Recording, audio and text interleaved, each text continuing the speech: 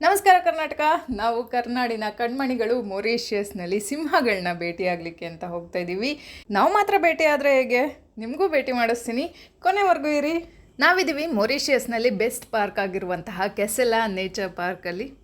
ನೋಡ ಎಂಥ ಚಂದ, ಎಷ್ಟು ಚೆನ್ನಾಗಿ ವಾಕ್ ಮಾಡ್ತಿದೆ ನೋಡಿ. ಸಿಂಹಿಣಿಯರ ಮಧ್ಯೆ ವಿಹರಿಸ್ತಾ ಇದ್ದಾನೆ.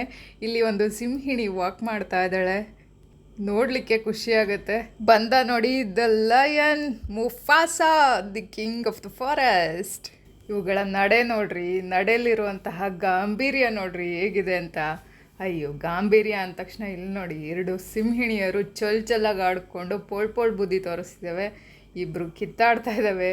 ಅಲ್ಲೊಂದು ಸಿಂಹ ಇದೆ, ಅದ್ರ ಮೇಲೆ ಭಯ ಭಕ್ತಿ ಏನಾದರೂ ಕಾಣಿಸ್ತಿದ್ಯಾ ನೋಡಿ, ಹೆಂಗೆ ಆಡ್ತಿದ್ದಾವೆ ಇವೆರಡು.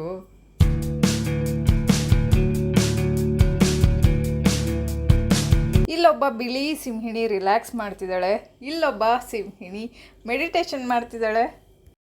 ಚಿಕ್ಕದು ಕಾಣಿಸುತ್ತಲ್ಲ, ಮೇಲ್ ಚಿಕ್ಕದಾಯ್ತದೆ, ಆಮೇಲೆ ಜಾಸ್ತಿ ವೀಕ್ ಆಗು ಕಾಣಿಸ್ತದೆ ಅದು.